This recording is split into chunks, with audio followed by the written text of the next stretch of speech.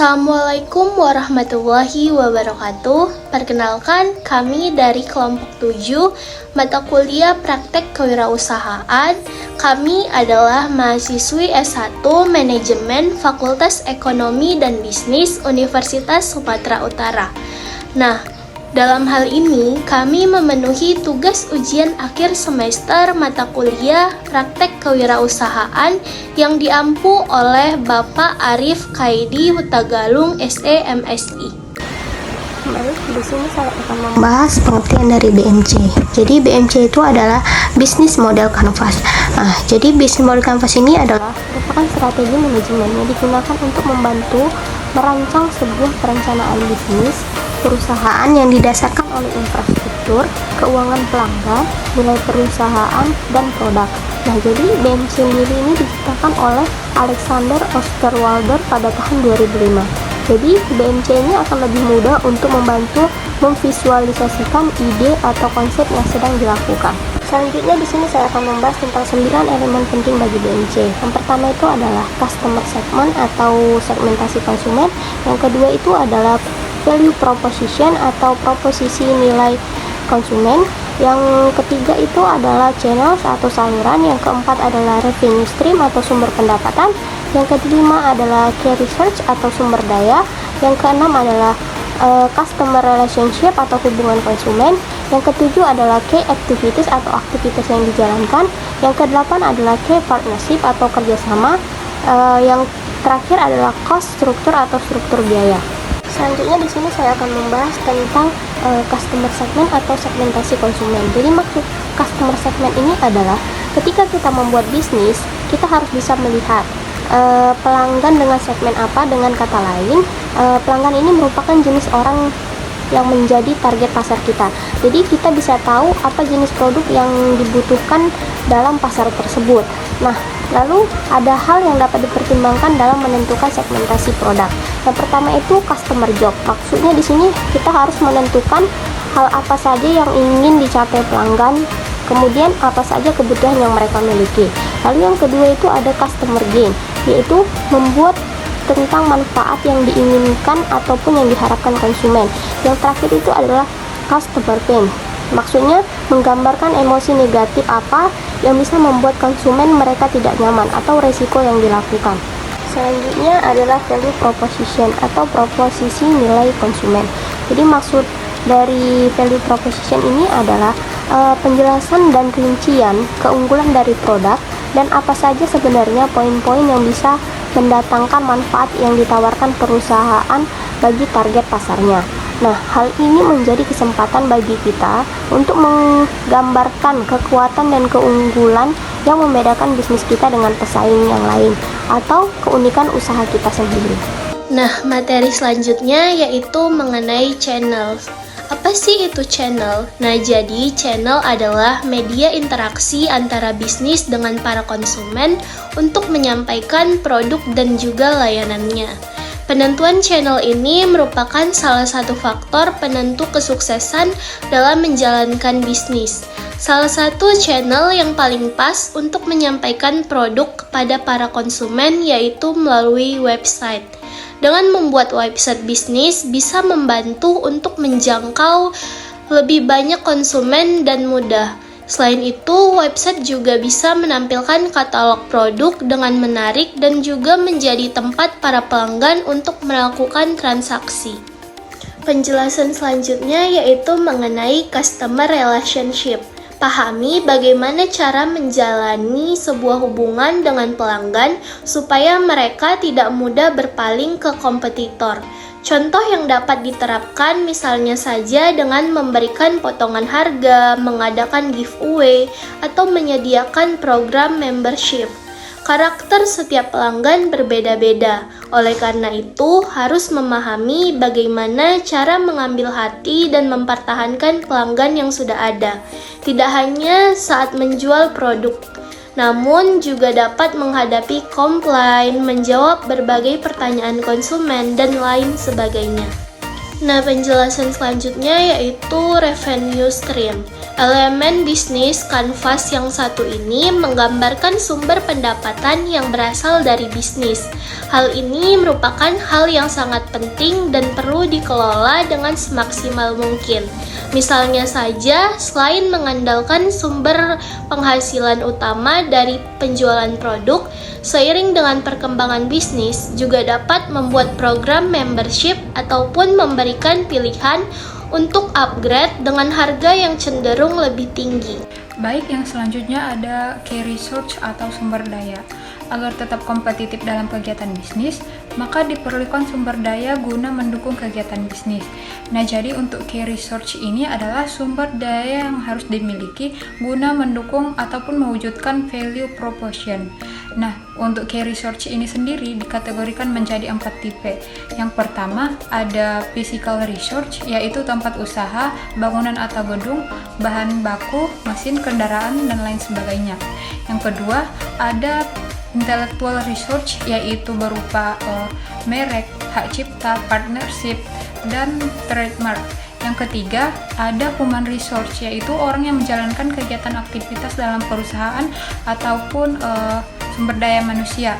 Yang keempat, ada financial resource, yaitu berupa saldo tunai, dana, dan lain sebagainya. Selanjutnya yang kedelapan ada key activities ataupun aktivitas yang dijalankan. Nah, jadi key activities ini merupakan sebuah elemen yang ada dalam bisnis model kanvas yang menggambarkan mengenai semua aktivitas yang ada dalam kegiatan bisnis. Nah, jadi semua kegiatan dalam bisnis itu harus menghasilkan value proposition bagi perusahaan. Yang kesembilan ada key partnership ataupun kerjasama.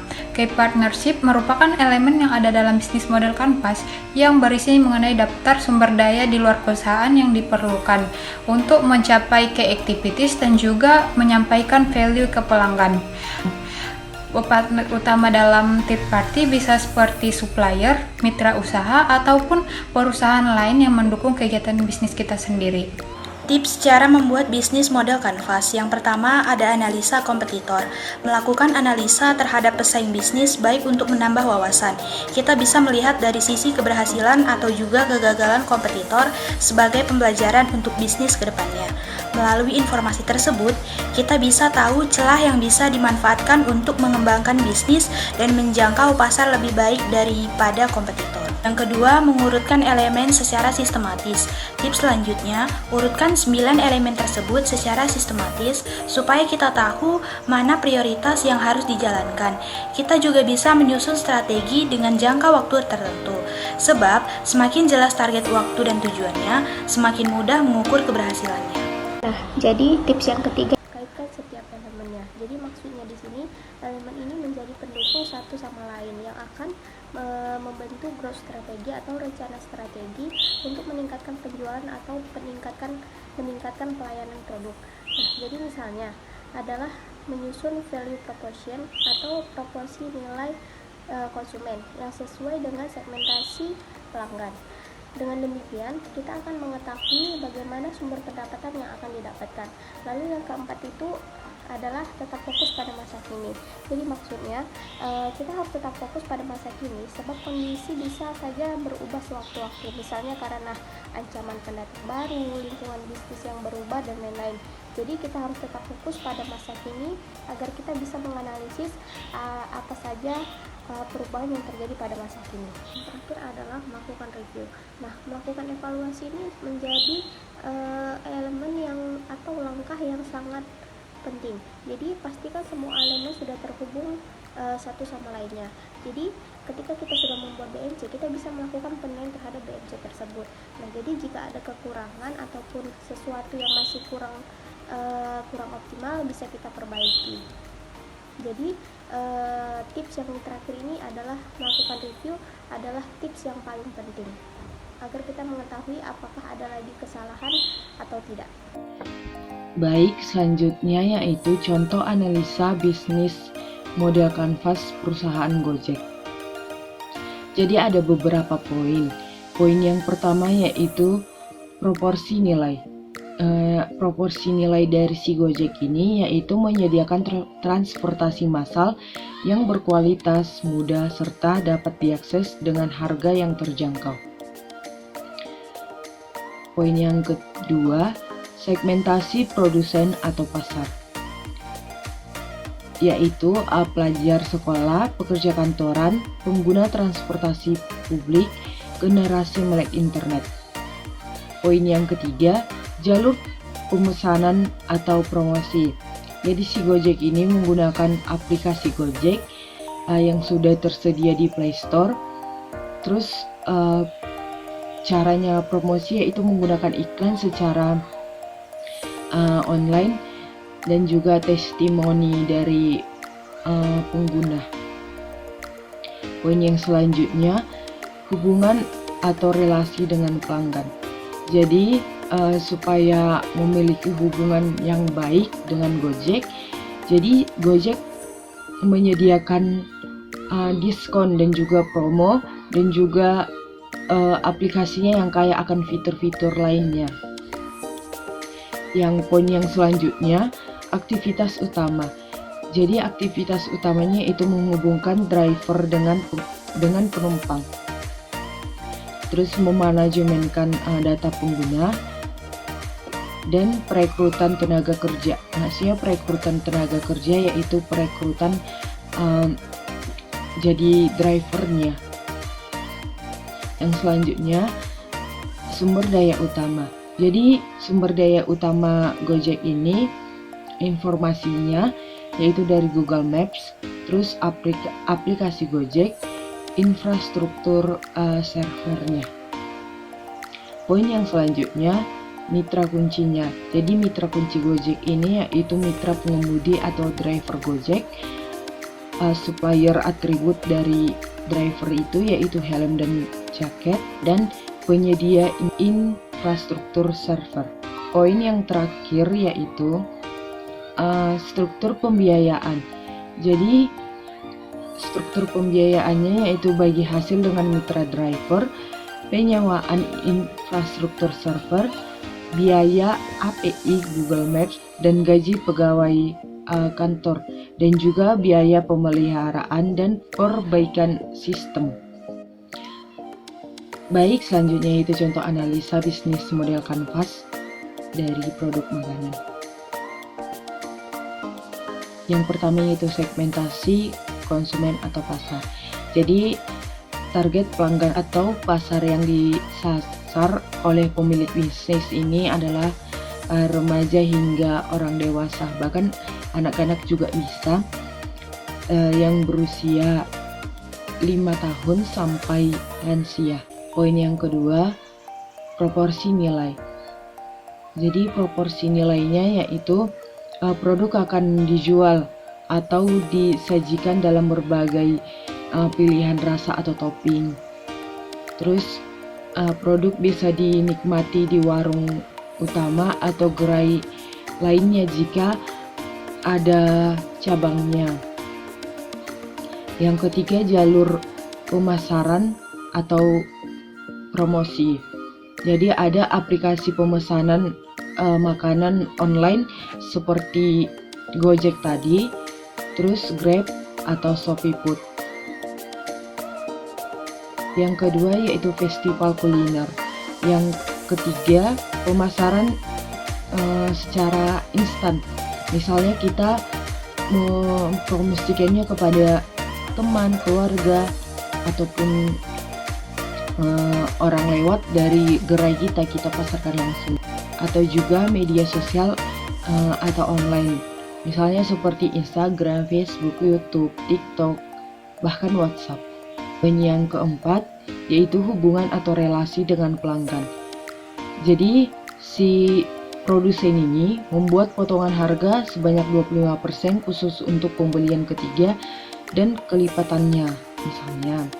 Terus potongan gratis minuman khusus untuk pembelian menu A dan menu B itu. Poin yang kelima, sumber pendapatan. Jadi sumber pendapatannya itu modal awal dari pribadi, dana dari investor, penjualan dari produk, penjualan dari produk pendamping jika ada. Dan poin yang keenam yaitu aktivitas utama. Aktivitas utama dari makanan ini yaitu membeli bahan premium untuk pembuatan produk. Yang kedua, membuat produk berkualitas tinggi. Poin yang ketujuh yaitu sumber daya utama. Jadi lokasi dari warung yang strategis dan mudah terjangkau akan lebih cepat menarik dari konsumen. Poin yang ke-9, struktur pembiayaan. Jadi struktur pembiayaannya yaitu pengadaan alat untuk memasak atau mengelola produk. Terus mempersiapkan lokasi untuk warung termasuk pembelian gerobak. Yang ketiga, pengadaan bahan baku, persediaan anggaran untuk pemasaran dan promosi meliputi opening, promosi, festival, dan pameran kuliner, serta tawaran untuk kerjasama. Sekian dari contoh-contoh dari analisa bisnis model kanvas.